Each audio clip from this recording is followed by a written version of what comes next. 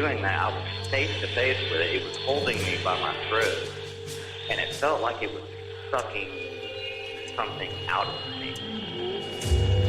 I probably should have been more scared than I was when I witnessed the exorcism.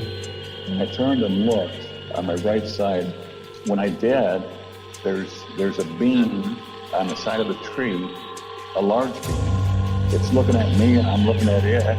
After I hit the lock button and looked back up, I saw red eyes staring back at me. That they're going to show multiple gods all over the earth, be able to speak in people's languages, and at that point, it kind of converge into this one entity, which will be revealed as extraterrestrial. You'll realize that aliens are the gods of old, and at that point, it'll wipe religion out of the context of humanity. No, it couldn't have been a person, I know that. I know that people can't run through the woods like that. So this thing comes into view, and I see it. It's 50 yards away from me. It's walking on two legs. It's huge.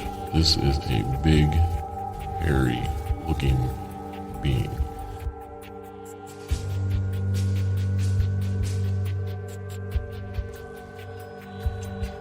Welcome. I'm your host, and this is uNcomfortable.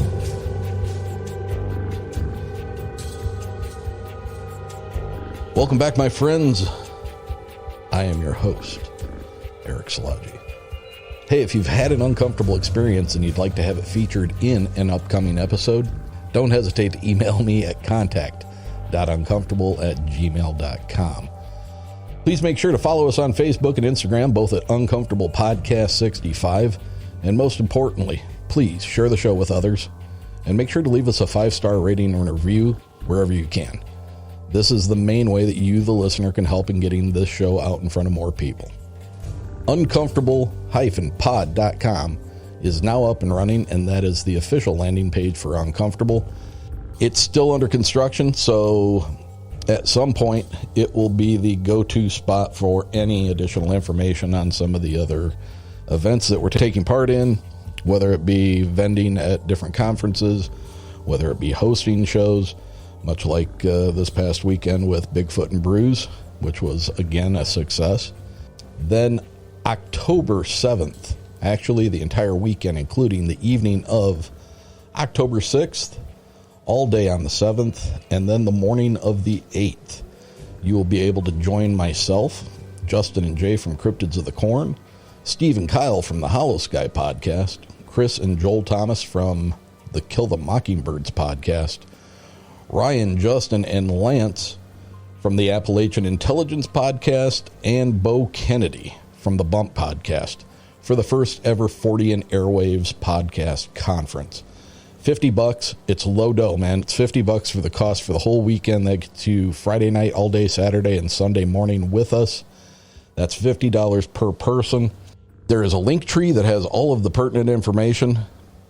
A link to the Eventbrite. It has a link to the hotel that we're going to be staying at and the conference will be held at. There is preferential discounts for the rooms. There is any and all information leading to any of the shows that will be appearing there. And also, in case you haven't heard, JJ Rose 777 will be in attendance as our MC for the day. She will be introducing each of the shows as they come up onto the stage, and she has assured me that she is going to have some funny quips about each of the podcasts as they take the stage. So again, that's in Ada, Ohio. That is October 6th, 7th, and 8th. You can find the link tree in the notes below. All the information is available there, and it's only $50. You're not going to find this anywhere else, folks. If you're a fan of the show and you are interested in helping support what we're doing here, please go over to patreon.com/uncomfortablepodcast770 and see if any of the 3 tiers interest you. Your support for the show has been amazing throughout these past couple of years, and it is truly appreciated. We could not be doing what we're doing without your help. The link for the Patreon and the Uncomfortable Discord will be in the show notes below as well. And now for tonight's guest. You may recognize him when I introduce him. He has been a part of the Uncomfortable Discord from the very beginning. Once we started doing the Friday night campfires, Nick has graced us with his presence and acted as a moderator to keep things within line. Sometimes me, sometimes others. But we thought it'd be interesting because Nick has a very skeptical view on many of the things that we talk about on these episodes. And as you know, myself, I tend to be a bit more of a believer in these things, or I would not talk about them or invite people on to talk about them. So we thought it'd be interesting to pick a subject from time to time and have a conversation about it. So, UFOs, extraterrestrials. That's what we're going to be talking about. So if you would, please give a warm, uncomfortable welcome to Nick Klauser. Nick, welcome to Uncomfortable. Hello. How you doing, buddy? Pretty good. How are you? Doing well. Doing well. What do you think about this idea? I mean, I wasn't opposed to it. I think it has potential to reach an audience that maybe you don't have yet. And, you know, I consider myself a skeptic, yes, but I also am very willing to be proven wrong and willing to learn more. And I like to gain more knowledge. So, well, I think we were talking about this prior to going on with the recording.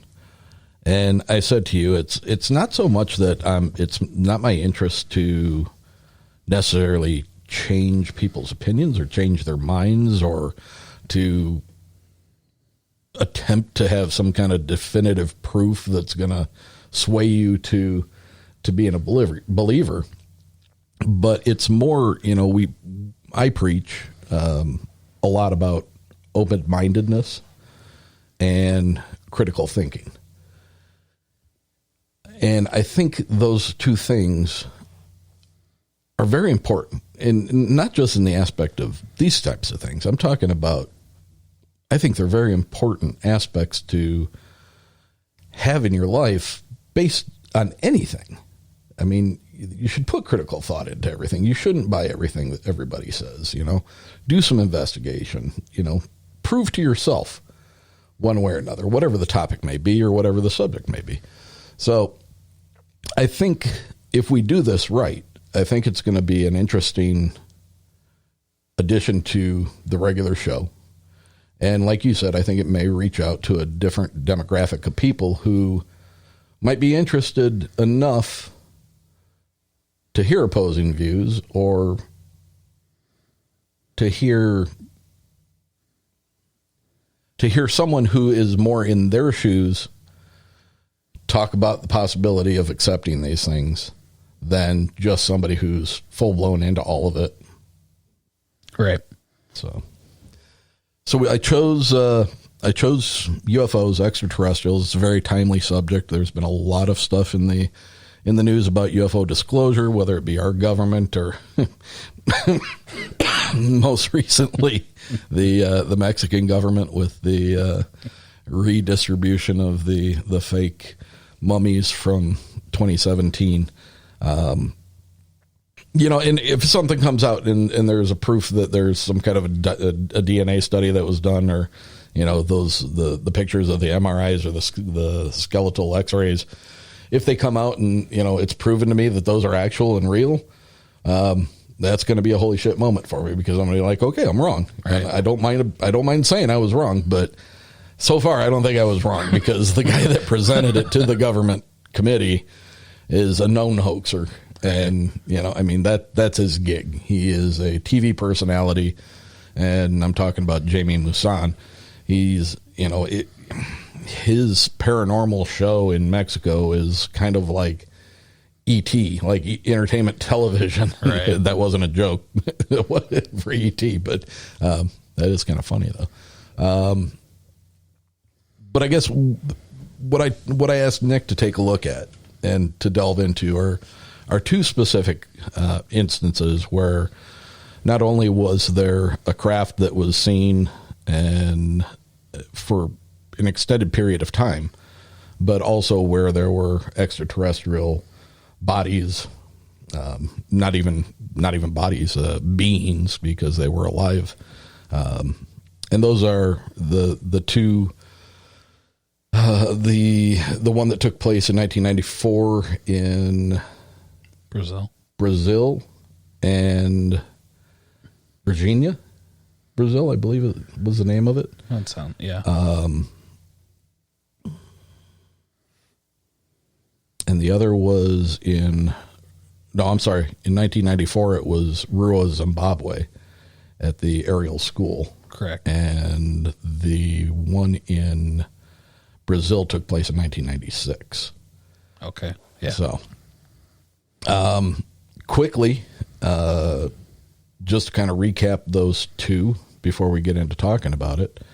In 1994, September 16th, there was a UFO sighting outside of Rua, R-U-W-A, Zimbabwe, at a private school, which was called the Ariel School, A-R-I-E-L, where when it was all over and done with, 62 different pupils who were attending that school and were outside for recess and lunch witnessed the arrival of a craft, its subsequent landing, and the exiting of a couple of different extraterrestrial beings that had communication with the children. All told, with the number of adults that were in the area, I believe the total that saw something unusual was very close to 100. Correct. It's one of the ones that I've been captivated by for a lot of years. I think I heard about it about a year after it actually happened. And, you know, the thing of it for me is when you have that number of people who all kind of are able to corroborate the story and the events, how they unfolded, even though if you watch a documentary called Ariel, there are a couple of kids that remember it differently, still knowing that it happened, still all saying that it was, you know, all part of the same experience, but their description was somewhat different. Whenever you have that number of people that are involved with this thing, I just don't buy into mass hallucination. I don't buy into mass hysteria. Right. In that shape. Right. In that form. And then again, the one that took place in Virginia, Brazil in 96, it's another incident where there were multiple people, children, adults, hospital workers, military, law enforcement. They all had some level of contact with the extraterrestrial being that was found by the two girls.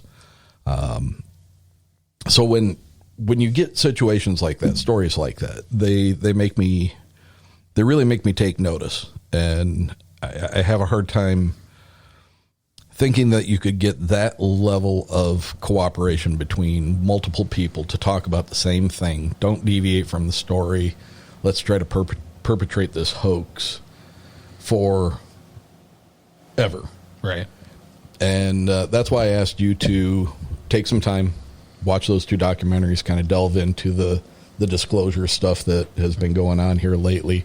And even since around 2017, when things kind of started ramping up with the subsequent releases of the government or the military videos of the 2004 Tic Tac and the other videos of Gimbal and the Go Fast. So you had an opportunity to watch all of Ariel. I did. And you got through about half of Moment of Contact. Moment of Contact, which is about the Brazil incident. Tell me what did you walk away from with what you've seen so far? So with Ariel, it definitely had moments that were very compelling to me. You mentioned, you don't believe in mass hysteria, and a large group of people basically told a similar story with different details, and I think that enhances the possibility of it being true, because I think someone within the documentary even says, if everyone told the exact same thing, it seems more fake. And I would agree. I think, days after and they're getting interviewed, they're not all going to remember. It's going to be like the childhood game of phone tag. You're never going to hear the exact same thing over and over again. Right. And I think you can take that into, you spent some time in various levels of law enforcement, and, you can have, 12 or 14 people on the corners of an intersection, and there could be an accident that happens, and you've got 12 or 14 different perspectives. Many of those are probably going to fall into line with each other, but you're going to eventually find some that is like, what was this person watching? Because right. it doesn't, so, I think it makes sense, especially when you start talking about a larger group of people. Right. You're going to have those differences in those inconsistencies. Right. I would say something that I discussed with you previously that was hard for me to make it compelling, or the fact that it was only children, and I get that's a common, discreditation of, they're kids. They have a wild imagination, and are they sure they know what they saw? I agree to an extent, because I remember being a kid. I remember playing Imagine out in the woods by myself. I did the same thing. If I think back on it, there are things that I thought I saw out there. But I would say watching it, it's very compelling that some of them genuinely look terrified. So much so that even, watching a documentary, it's hard for me to go, they didn't experience something. From my standpoint, it's hard to say what that is, because I wasn't there. I'm big on, if I don't experience it, it's hard for me to fully believe in it, but they definitely experienced something based on their reactions and their storytelling. And well, what I found interesting, and I think it goes, I think it tends to solidify what I feel are the true aspects of this, is that not only were these kids interviewed as children, days after the event happened, mm-hmm. but this particular documentary tracks down a pretty substantial number of those mm-hmm. kids, now adults living their lives, and brought them back together. Like 20 years later, yeah. Yeah, and I think that's an amazing thing to be able to go back, and not only there was a significant amount of film footage of the kids talking about the experience right. back at the time, mm-hmm. and then to be able to hear those people talk about that experience again now as adults with 20 years difference, and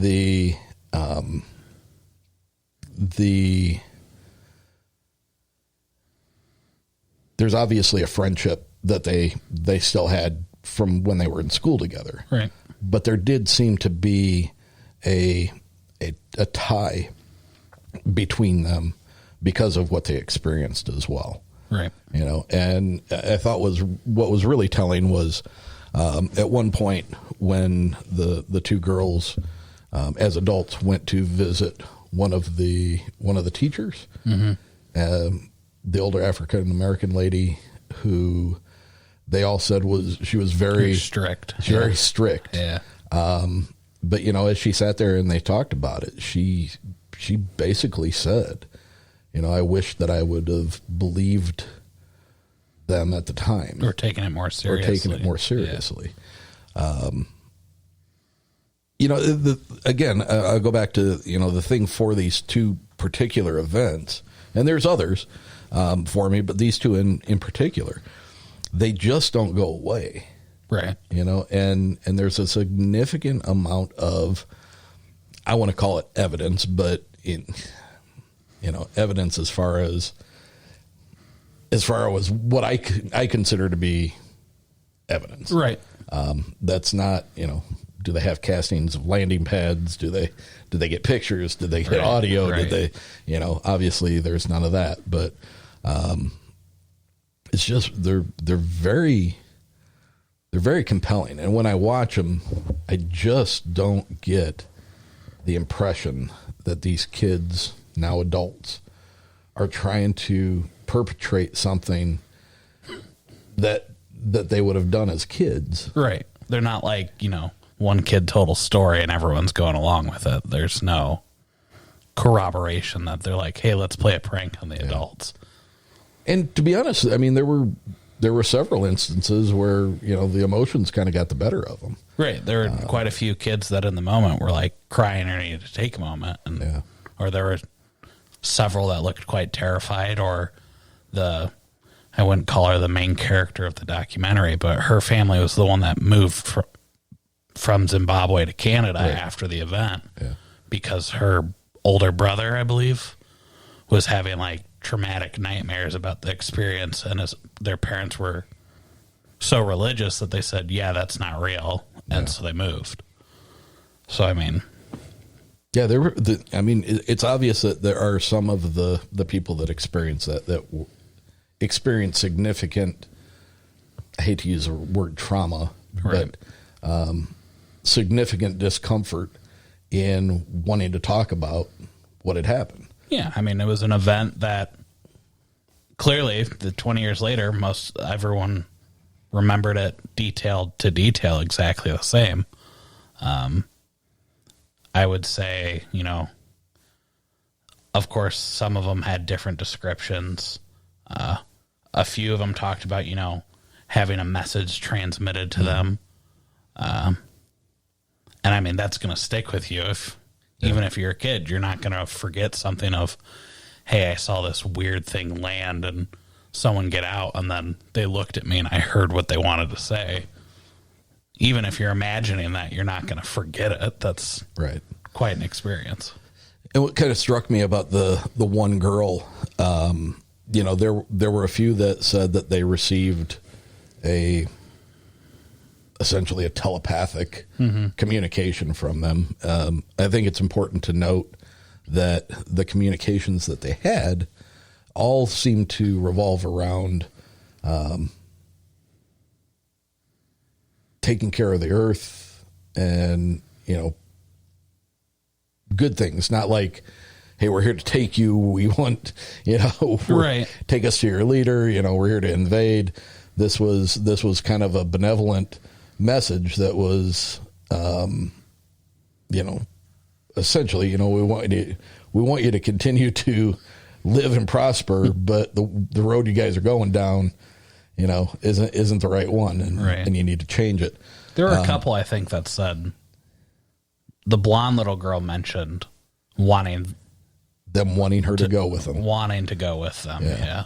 She felt like he wanted her to go with him, and part of her wanted part of her wanted to. Yeah. And that one kind of creeped me out a little bit. Well, yeah, it's weird, especially because she was smiling. It was kind of odd. Yeah. I highly recommend, if you have any interest in this topic at all, two very good, well done documentaries. It's not something that you have to sit through and then kind of pick and choose. They're really well done. They had decent budgets, and so the one in Zimbabwe, John Mack, who is very, very well respected, very well known psychiatrist, head of the psychiatry department at Harvard University. He went there almost immediately. He received a phone call and then took a flight over there. Mm-hmm. He interviewed the kids. And I have to say, from what they showed of his interactions with the kids, I didn't get anything out of him that was like leading or no. Yeah, I mean, he was using because I think his doctorates were in like adult and child psychology. So I mean, he wasn't trying to lead them to say were there aliens. He was just like, how did that make you feel? Why did you feel it? Like very much like a psychiatrist would. So like when you have the introduction of somebody like John Mack. I think it's important to note that this guy was very successful. He was a professor at Harvard. Mm-hmm. He was tenured. He was published.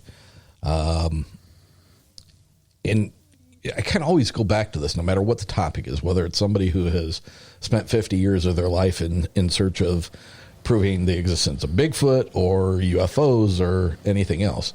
John Mack... when he finally kind of turned the corner and decided to start looking into the abduction phenomenon as a psychiatrist, wrote multiple books on it and did lectures on it. And why would somebody that was in such good standing, that was to some extent already a public figure, why would they risk going out on a limb for something as batshit crazy as being abducted by extraterrestrials? Right. Why would they do that to themselves? I don't think you would. I don't think you would either. I think, just like I said, watching their reaction, I mean, it's obviously different. He was there when they were kids and he got to experience it. But watching it, it's hard to watch it and go, they're making it up. They didn't experience anything. Yeah. And his point, he's looking at from a totally intellectual, professional standpoint of, I'm one of the most trained people in the United States of America in this field, and all my training's pointing to they saw something and they believe it. And even though I don't know what that is, I have to believe they're telling the truth. So, I mean... He had a lot to lose, but he was like, why'd I spend my whole life training in this field if I'm not going to believe what I was trained? So, yeah. And at one point, I mean, Harvard was, he was on the chopping block. Mm-hmm. I mean, they were going after his tenure and they had an investigation on him. Yeah. And then all of a sudden they were like, yeah, let him do what he's doing. Right. Yeah, I mean, I don't think that has anything to do with the validity of it. No. But at some point, somebody realized this guy had the education, he had the tools to talk to these people, and if he was giving it some credence, then they agreed to just let him continue to do his thing. I think it's kind of important to note that the descriptions of for the most part, the descriptions of the extra biological entities that were in front of the kids were very small, all dressed in a black tight fitting uniform of some sort, like bodysuit, right? A large head, large eyes. Very much fell into what people would consider a gray alien. Right. I think you mentioned one of the kids. One of them talked about having a long head of hair or something. Yeah. That was kind of odd, but yeah. But yeah, they all said pale skin, really dark eyes. Yeah. So, I mean, their description was very similar. As well as the sound. There was a sound that many of them they all heard a loud buzzing. Yeah. Some described it as bees. The best description was like at a power station, that loud buzzing. Buzzing, yeah. I did say to you, though, I think that's the one thing that, from a skeptical side, made me go, well, how did the adults who were like 10 feet away not hear them? Because they were having a staff meeting inside the building. And I get what you're saying. But if you go back and you look at that, look at especially when the two girls as adults, when they walked away from. Oh yeah, they were far away at that point. That was, yeah. So, but some of them mentioned they like heard it and then ran over to the logs. Yeah. So I mean, it's hard to know without being there. But to me, it's like, well, if I was in a building right next to a power station, I would hear the loud buzzing from inside the building. That's not like they were in a concrete bunker. So that part of it was kind of weird to me, but I mean, again, I wasn't there, so it's hard for me to, know the intricacies or how far away they were and that kind of stuff. So after having watched that, and we started talking about this a couple of weeks ago. I don't know how much you did prior to me suggesting that that documentary. Before we get into the Virginia Brazil account, what else have you had an opportunity to look into before you Yes. talk to me about this? Like specifically looked into pretty much nothing. Like, I mean, who hasn't heard of like, the Arizona stuff, like Roswell and Area 51 and all that stuff. Right. But like gone out of my way to look into it, not much. I mean, there was the balloon things that were going over the country that, I mean, that was we're all posting about it on the Discord, and since I'm like an aviation nut too, I was also the weird one. Which I thought was really kind of an incredible, not coincidence, but it was very exciting for me to have happen, because at the time that I was recording the episode, What the Hell Was in the Michigan Sky, where I was talking to the radar operator from Muskegon and the MUFON director for Michigan, he actually in real time during the recording was getting messages of the second one over Alaska. And that was kind of a surreal moment for me. Right. Like it was happening. It was like, happening again. It was literally happening again. Right. As we were talking about it. Right. And interestingly enough, just in this last week, I may have mentioned this when we were in the Discord Friday night. There was apparently a release of a document that had been sent to the Prime Minister of Canada, which was a complete debrief of what exactly was taken down by U.S. military jets after being asked to intervene with the one that was shot down over the Yukon, which they were never able to find. But now I can't find anything. But somebody took it down. I'm not saying it's a conspiracy theory to keep us from knowing anything, but it may have been a legitimate military or government document that was not supposed to be released. So maybe they scrubbed everything of it, or maybe it's all complete total horseshit too. Maybe it never happened. Right. But I thought it was interesting that even though that balloon stuff and the subsequent taking down of something over Alaska, coastline, and then the one that was taken down over the Yukon, and then the one over the Great Lakes, that was, that all happened in a relatively short period of time. It's after like a week or so. And there's nothing. There's nothing about it anymore. No. We shot missiles at them. Right.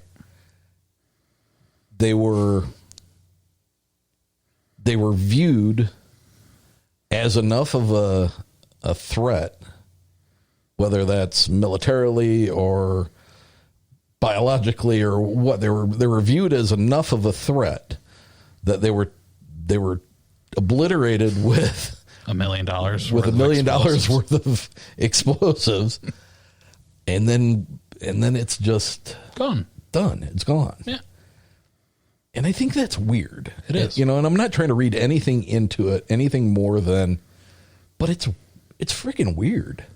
I would say, and we've talked about this before, I do, and I'm not a conspiracy theorist at all either, but I do believe that the government and media controls what they want us to see in certain aspects. And I will say that one disappeared a little quicker than most other things, like the train derailment thing. That lasted for like 2 months, even though, they're still going on constantly right now. But you don't see anything about it. This one was like a week of that's all everyone talked about. And it was like, okay, that was fun. Forget about it. It disappeared a little quicker than all the other storylines. And when you had, I don't remember who the gentleman was or what his position was, but he was in Washington, and he was standing in front of a microphone. There were obviously reporters around him, and at that point he says, "Lock your doors tonight." Right. It's like. That was after the Great Lakes one, wasn't it? What? Yeah. Lock your doors. What are you doing? What are you trying to, what are you, by making that statement, that is not something you just say in jest. That's like fear mongering. It is. And, so what's the point behind that? Because as much as I believe that we are not the only form of life in our existence. Right. I used to think, and possibly still do, I used to think the only thing that made any sense was that these things were coming from another planet, another solar system, another galaxy. Right. They're traveling vast distances. They must have technology that allows them to, traverse those distances in very little time. Now I wonder, because of the disclosure stuff that has come out. You've got Stephen Greer, who has been pushing the disclosure stuff for well over 20 years now. Right. Anytime you listen to him, his narrative is that the aliens, for the most part, the several different species of alien are benevolent, and they want to help us, and they want us to commune with our spirituality and God and all that. And the difference on the other side of the coin is you've got all of this disclosure that's going on, that's taking place in front of Congress and in Washington, and with Jeremy Corbell and George Knapp, and all of those people that seem to be involved in it seem to be saying that this is a significant risk to our national security. And it's like you get two polar opposites. It's the tree hugging aliens, and it's the ones that want to abduct us and war the world. Yeah. Protect. Do experiments and stuff on us. And there really is no middle ground. It's either one way or the other. Isn't that like that with every subject? I mentioned to you that this week at work. Yeah, that's true. I feel like in every aspect of like thought, there should be a middle ground, but most people are either one way or another. Yeah. Like, I try to be open-minded, but it's like I definitely lean more skeptical than I do believing in this stuff. Even though there's a part of me that wants to be proven wrong, because it would be cool, right? Sure. But at the same time, it's hard seeing as believing. Someone said that in the documentary, and I mean, there's things I believe in that I haven't physically seen, But a lot of other things, unless Bigfoot walks in front of your screen door right now, I'm probably not going to be like, holy crap, that's Bigfoot. Yeah. But, I'm not saying he doesn't exist, but I've never experienced anything that would make me go, oh, yeah. And it's the same with extraterrestrials. I know we've talked about, I believe, because I also, aviation, I also really like space, space travel, that kind of stuff. If the universe is truly infinite and it's infinitely expanding, there's no way we're the only intelligent life. It's not possible. If it's infinite, anything's possible. You bring up NASA. Yeah. And here's another thing that just really kind of blows my mind is that, very recently, NASA announced that they were putting together their own UAP task force or committee to look into these things. NASA's been involved with spaceflight since the late 1950s. Yeah. That's when they started preparing for the Apollos, yeah. And then we put man on the moon. Right. We've had a number of different missions in various depths of space or upper atmosphere or low Earth orbit. Right. You're going to tell me that they're just now? That's the thing, that it's like it becomes kind of laughable to me when they come out and they announce something like that. It's like, really, just now. Right. Now you've decided that, oh, maybe we should look into this. Right. I don't believe that. No, yeah. They perpetuate their own conspiracies because right. It feels like their answer to the disclosure stuff. That it feels, like they, now that we've talked about it in a public setting, it's okay to be like, oh, hey, yeah, let's look into this. We needed everyone to be like, oh, hey, yeah, it's real, to get the permission to do it. But it's like, and the director of NASA just very recently, maybe within the last week and a half, there's a video of him where he's talking about the possibility of existence of life outside of us in this solar system. Yeah. And he's like, yeah, I've always thought that. Right. It's like, and then he goes in and he uses the same old adage that most people do, which is, are we, and it's funny because this kind of circles around to what you and I were talking about a few days ago, is, are we that bought into that we are that important that we could be the only thing like this? Right. And I know you have a very strong constitution towards your Christian faith. Yeah. And, we banter back and forth, in kidding, but, I respect that, and I don't necessarily don't believe it. Right. But, if the Bible and all that we know as far as religion is concerned is actual and factual, then it makes sense to me that God or our Creator or whoever you recognize as that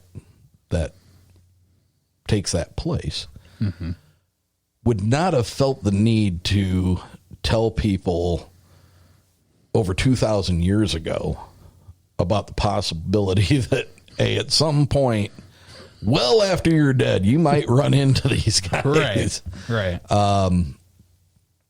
So to me, it makes sense when I have people that, I'm going to say this, and I don't mean it as harsh as it may sound. It may not sound that way, but I think it's going to hide behind, well, it's not the Bible, so it doesn't exist. Yeah. I think you have to keep in consideration that book was written by people thousands of years ago, for people thousands of years ago, and our understanding of things at that time are way different than they are now. That's true. Technology wise, and, Right. you know, I mean, so it's not surprising to me that that stuff isn't mentioned in the Bible. But again, going back into the having an open mind and using critical thinking, it makes sense to me that it wouldn't be in the Bible, because at that point in our existence, we were a long, long way away from the possibility of entertaining the idea of anything beyond us. Right. So, I mean, and even, not to go into it, but even like the book of Revelations is like a wonky, wild experience of, he sees stuff that's like undescribable because he sees the future. yeah. And it's, you know, the end of the end times. So, I mean, I agree with you to that extent of it was written thousands of years ago. It was spoken through, told that the way for the people then. I still think the fundamental principles apply today. Oh, absolutely. But, Absolutely. yeah, there's certain... I didn't mean No, to say that yeah, it was yeah. like out of date and wasn't Right, really, you didn't can't- have any. And don't even read it. No, that's not what I burn was. it down. That's not what I was getting No, at. yeah. I think back on the, you know, are we so important thing? I do think it goes both ways, because it's very much, you know, do we really think we're so important that if the universe is as big as we think it is, as we know it is, and have objects like Voyager 1 and 2 that we launched, 60 years ago at this point, that are like barely outside of our, like they're in between deep space and the field, I can't think of what it's called, outside of our solar system. Yeah. And that's as far as they've gotten in 60 years. And I get it's man-made technology. If you're considering the vastness of all of it, why are we so important that aliens are coming here? To me, that's where it's hard, because it's like, it goes back to ancient times. We used to think we were the center of the universe. Mm-hmm. And I think it's... Some of us still do. I think it's a similar way of humans gaining knowledge and changing their reasoning over time, but it's still a like, oh, aliens are real, and they're all coming here. Like, we're the pit stop of the universe. That part doesn't make sense to me. I'm not saying obviously nothing. It hasn't happened, but it does go both ways of we're not as important as we think we are in the grand scheme of things. I agree with you on that.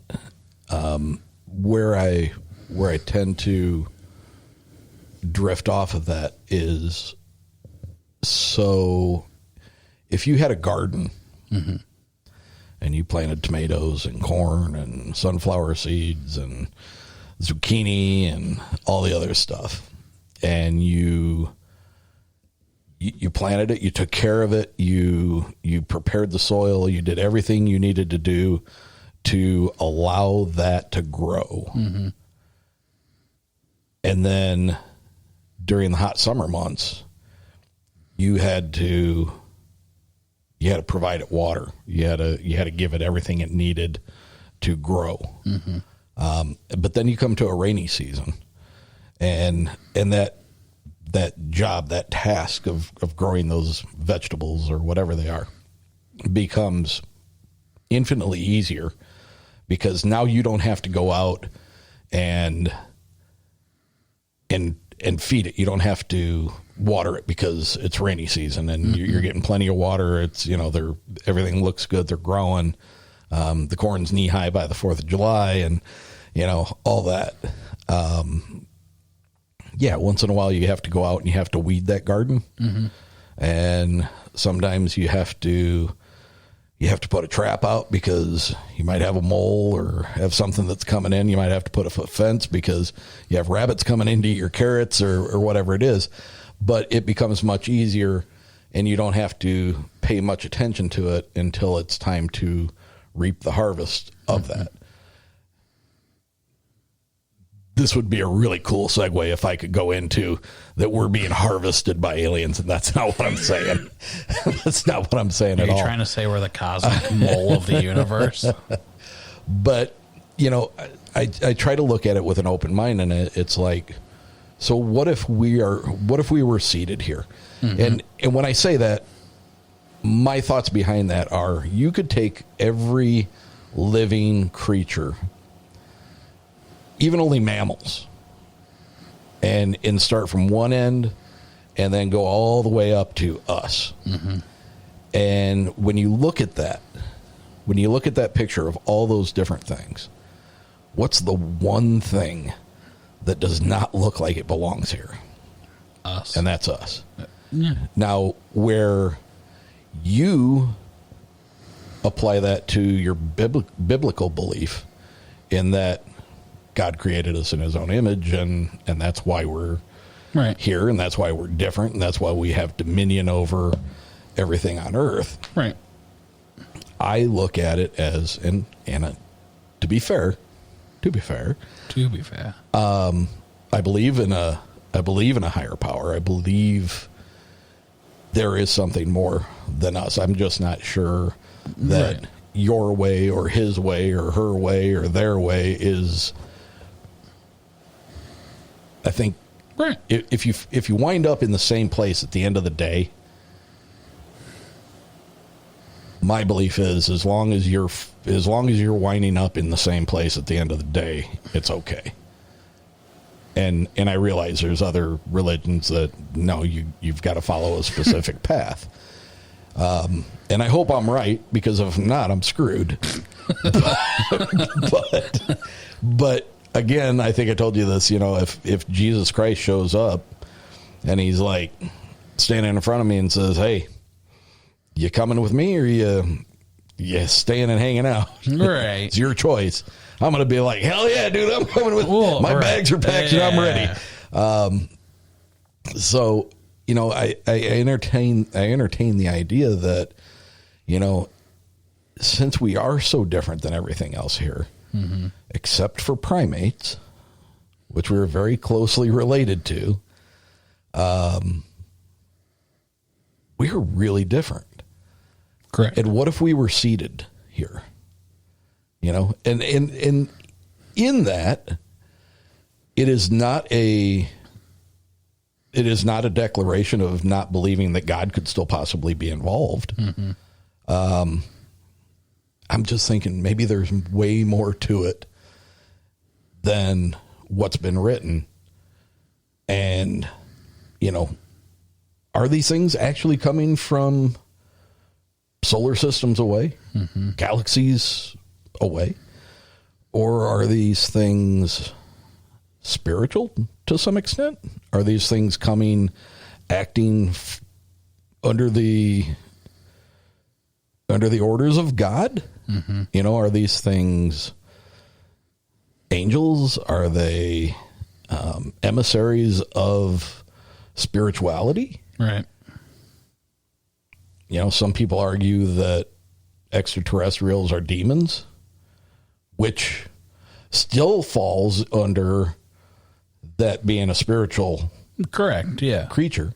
And that would be supported on the moment of contact one. That definitely seemed more Right. demonic than benevolent, that's for sure. I mean, when you talk about UFO sightings, you see some that are like, you can see the outline of a physical craft. Right. Others at night have a glow. They're illuminated. Right. Why the hell would anything that was coming here trying to be undetected Be illuminated. to the point where it would draw attention to itself? Right. Unless it was possibly a light being.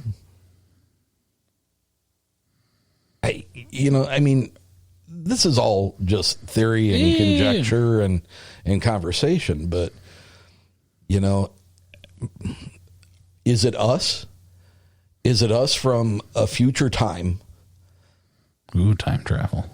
Coming back to stop us from doing something stupid? Right. Is it us from the future trying to get a message to us? I mean, you can come up with 100 different things, but to me, when I look at this stuff, it's not just open and shut. It's an extraterrestrial. They're on a nuts and bolts craft that travels here through wormholes because they can get here faster, and So you're saying you don't want to look at it like my preferred way of thinking of, that's cool, all right, next. Exactly. And just move on. Yeah, my brain won't let me do that. It just keeps me sane when I go through my normal day-to-day life.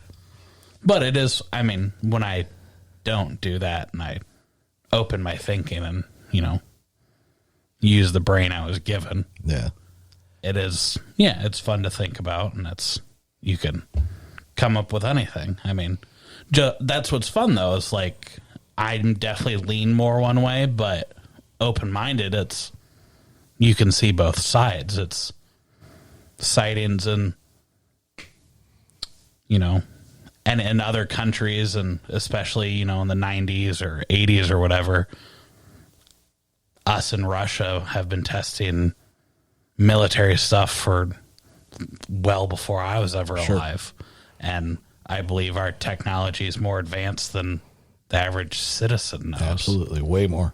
So it's, which brings into, for me, the stuff that's been disclosed by Dr. Stephen Greer, which is that these materials have been collected, craft have been collected throughout the years, right. And we have done some manner of reverse engineering, and we have gotten things that look similar enough to and can behave relatively similar to actual alien craft, right. Only as a reproduction, and that some of these things are being used in our skies to be visible, to allow people to see them and create reports.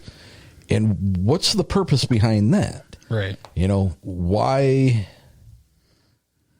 do that? I don't know. Control the sheep. Exactly. Control the sheep. I mean, it's, you look at the stereotypical image of what a spacecraft would look like.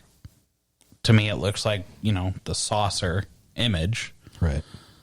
But we do have aircraft that can, float and hover and take off from straight vertical. What's the the newest B something bomber? I don't know. Come on, you're the aeronautical.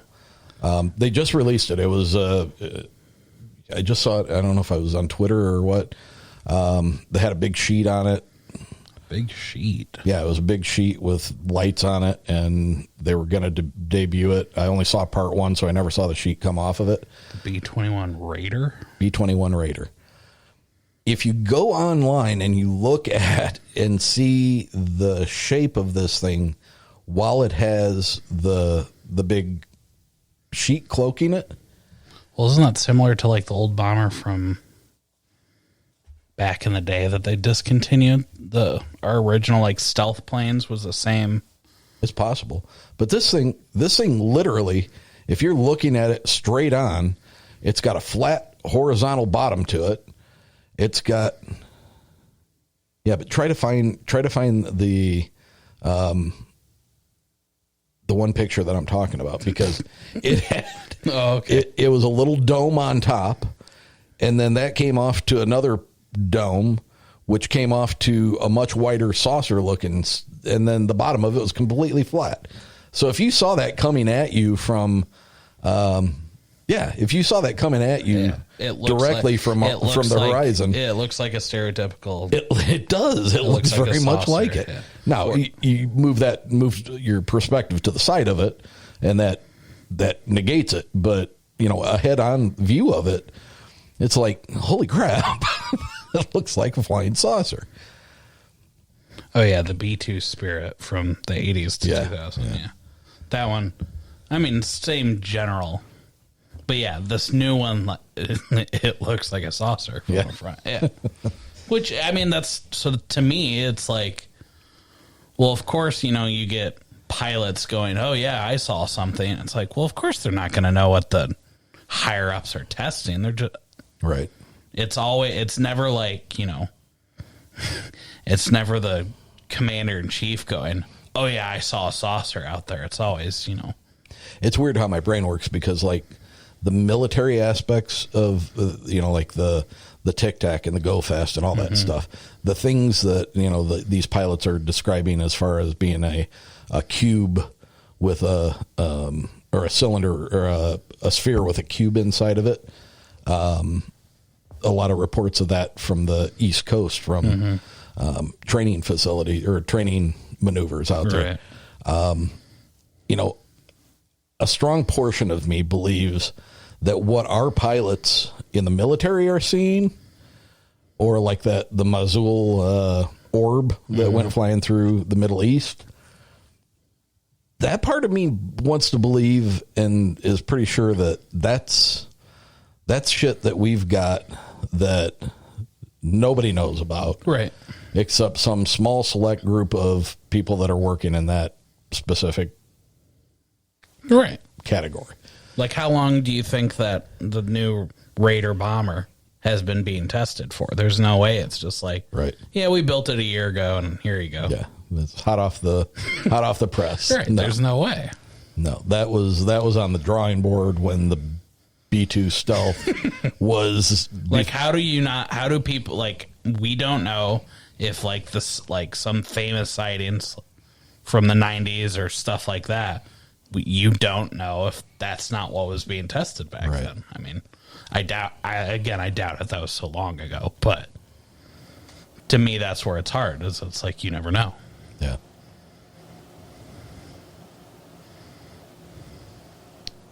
So then we move on to the Brazil moment of contact. Virginia, Brazil, 1996. Their description of the aliens was a lot scarier. Yes, much different. A very oily surface. It got on the people that were trying to, because it appeared to be in distress. Right. I don't really know. I don't really remember there anything like talking about specific injuries. No. You know, like gaping wounds or anything like that. Just kind of seemed like by the description of the girls that it was like a scared animal. Yeah. Trying to stay away. Right. Didn't they describe it with red eyes too? Red eyes. Yeah, that was weird. Dark skin. Very short. Oily. I may be pulling shit out of my butt here, but like the number of fingers, like three fingers, 3 toes. That I don't remember. I mean, I watch so much of this stuff. I could be interjecting from another, but I thought it was 3 digits on the hands and the feet. Entirely different looking creature. Right. And some, you know, like the younger me would have looked at that as, you know, I buy into the grays. And anything that, you know, 30 years ago, anything that didn't look like a gray would be like, no, that's not right. That's not real. That's not real. Right. But when you look at the diversity in just us as humans,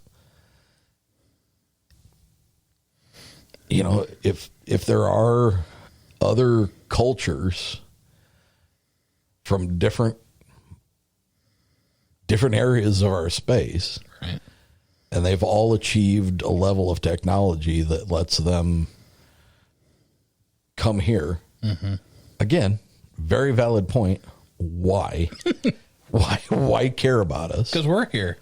You know, are we that special? Right.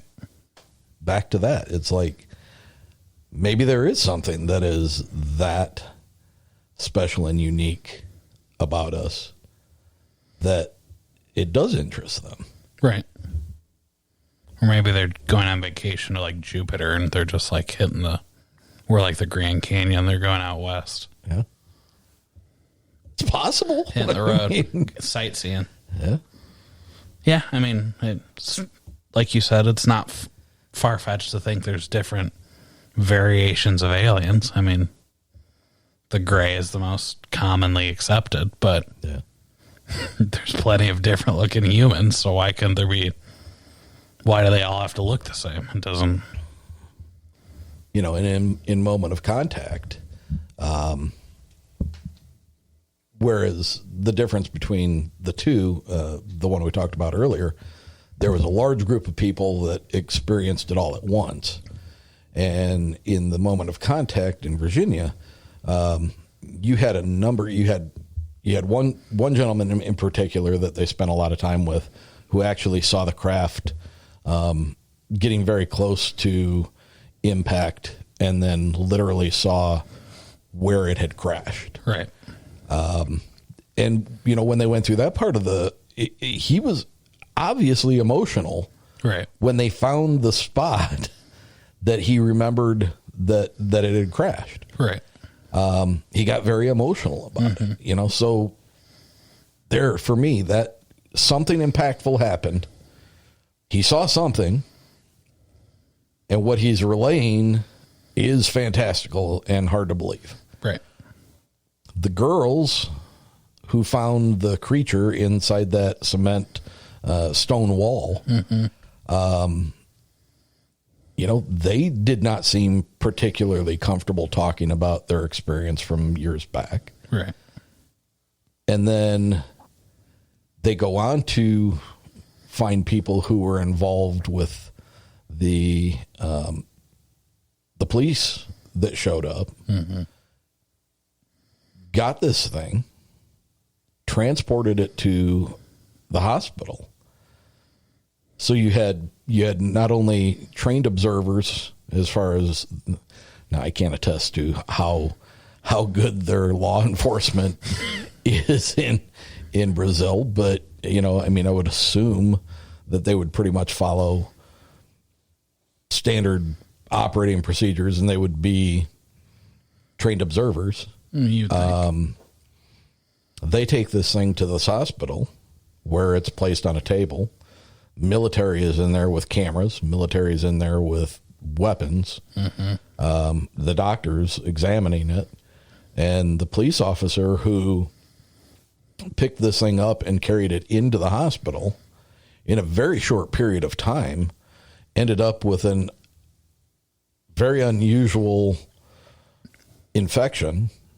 Right. And died a pretty quick and painful death. Right. I think they talked to his widow. It was either his widow or his mom. I don't remember which. They never got any kind of satisfactory answer as to what caused his death. Right. And basically it was alluded to that, you know, it was just kind of whitewashed and you know, nothing ever really significant came out about it. But an entirely different feel from one documentary to the other, because the first documentary was, you know, a bunch of kids that got scared. They saw something crazy, but the overall message that was being sent was, you know, that they want us to take care of this place that we live on. Right. They want us to continue to be here and to thrive. Right. And the other one really didn't get into any of that, because nobody talked about having experience in any kind of message or telepathy with the creature. The creature sounded much more, much less humanoid looking. You know, still a head, shoulders, arms, legs, but where the EBs in Zimbabwe looked like small versions of people. Right. these looked like more of a... Well, and their mannerisms were, in Zimbabwe, were more humanistic. Considerably different. Right. It's just a...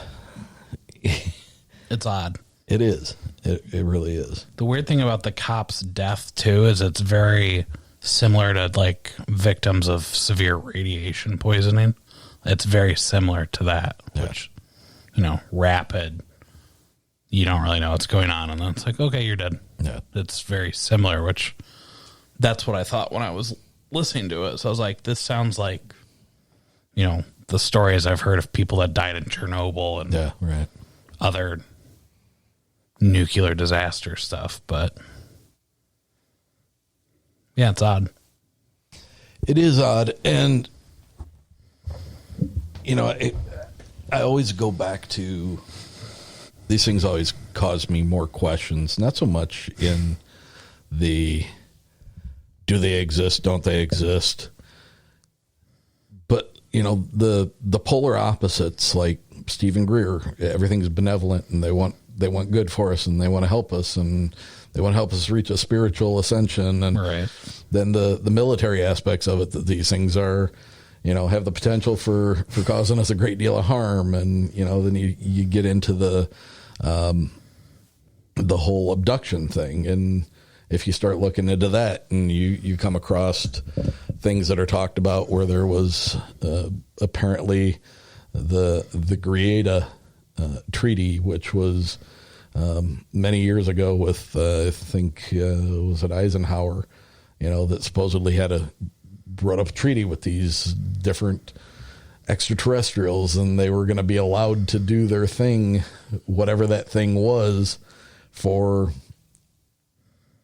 a specific amount of time. And you know, they were going to let them do it, you know, in return for advanced technology, knowledge, you know, stuff like that. I mean, all this stuff, when you say it out loud, it sounds crazy as shit. But the bottom line is there's a lot of people seeing things in the skies. And it seems to have, in the last couple of years, it has increased. And why is that? Is there something legitimately happening? It's also easier to report it these days. I think that's, I mean, I've said that to you before, it's 2023. Everyone's got that is true video recorder in the hand. And I definitely think, you know, it's definitely easier to report, hey, I saw an alien, or hey, I saw a spacecraft flying around, than it would be, you know, back in the 80s or 90s. You're not going to.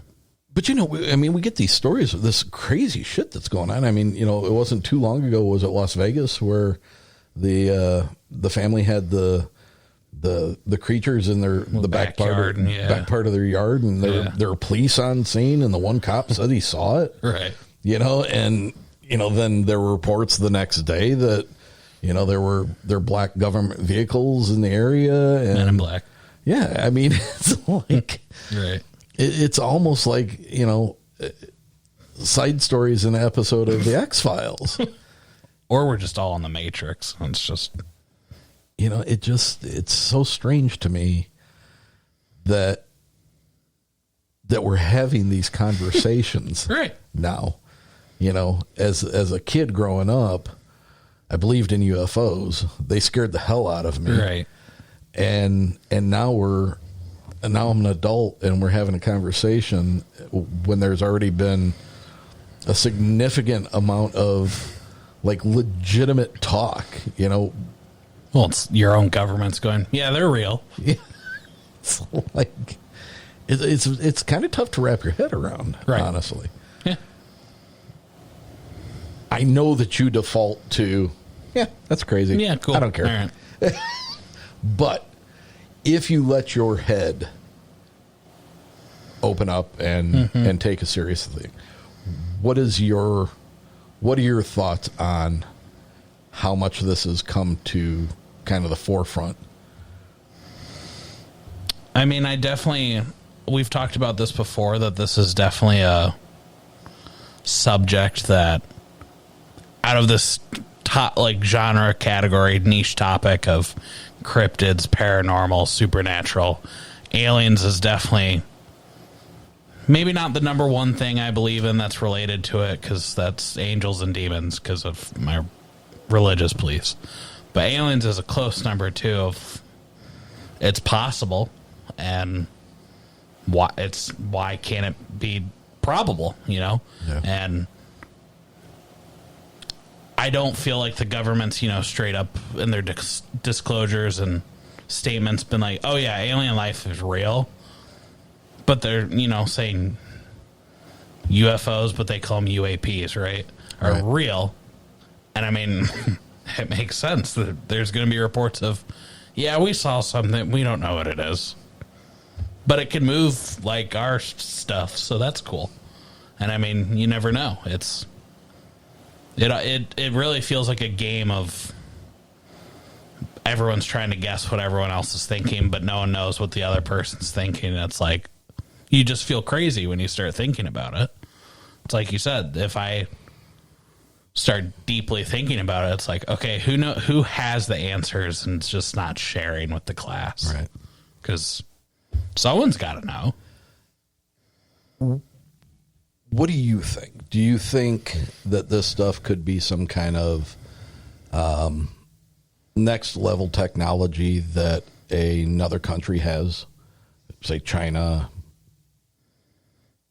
and that's what we're seeing? I would believe it's more likely our own. Now, do you think that it would be more likely our own, or do you think it would be more likely otherworldly? I would say it's more likely our own, but I'm not opposed to the thought of it being otherworldly. I don't think every report that's ever been made of otherworldly craft or beings is true. It's hard for me to believe they're all factual. Mm. But it's also hard for me to believe that every single account is also, you know, that country's military or us snooping around. Take the Zimbabwe thing for, there's no reason the U.S. government would be like, man, let's go land in front of Ariel School. Yeah, there literally was no political significance to it. Wouldn't make any sense to that. So it's stuff like that where it's hard for me to discredit it and go. So it's easier to go, I mean, it's probable because, like I said, I unless I see it, I'm not going to 100% be like, oh yeah, it happened. But it's probable. It doesn't make sense. It's inconclusive. There's no way. I mean, if you Google the definition of is alien life real, it's, you know, it says there's no inconclusive proof because that's how scientists like to think and whatnot. And I don't consider myself a scientist, but I think it's more likely our own technology, but it's hard not to believe, especially the more reports that come out, that it's also not otherworldly. I agree with you to an extent where I think a lot of what's being seen today, I think there's a very strong chance that what's being seen is our technology. Right. But I also think that we got that technology from otherworldly stuff. See, I think that's where we disagree. It's hard for me to think, you know, like, so Biden and aliens are like chilling in the Oval Office being like, hey, what's up, man? Yeah, that would not be a very intelligent conversation. No, it would not. So, I mean, yeah, that's where it's harder for me to believe and I mean, it's funny that I say that, right? And then I think about it, but I also think the government keeps secrets from us. Right. So how is that much harder of a secret to keep? I guess it's not. But I also, why would otherworldly life make it so hard to be seen and be discovered But then there's reports like the Vegas one where it's like, yeah, they're just in my backyard running around. It's like, well, that doesn't line up with 90% of the other stories. If it's like, oh, they were noticed and they went, and took off. Right. No, they're just chilling in my backyard, running around, having a good time, acting like a bunch of drunk college kids, like just tearing up someone's backyard. Doesn't make sense. Yeah. So. Well, we're at about an hour and 20 minutes. I like where this went. I think it was a good conversation. Yeah. Again, the two documentaries are Moment of Contact by James Fox, who has a couple of different documentaries that are very, very good on the topic and worth watching. And then the other was Aerial. Aerial Phenomenon. Aerial Phenomenon. It's spelled Ariel. I recommend, if you haven't seen them, check them out. If you have seen them, I'd watch them again because they're good. They are that good. They're thought-provoking.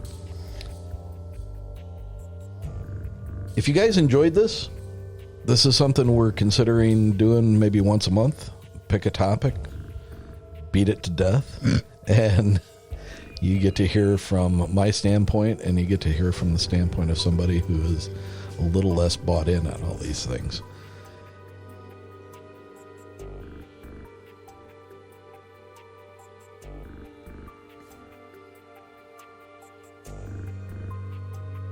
So like I said, if you enjoyed it, let us know. Again, this was Nick Klauser. Hello. Eric Szilagyi, your host of Uncomfortable. And I'm not quite sure at this moment what we're going to name this. I don't know. But you're the creative one. By the time it airs, I would imagine I will have a suitable name for it. But please, honestly, let us know your thoughts on this and other topics you'd like to hear us talk about.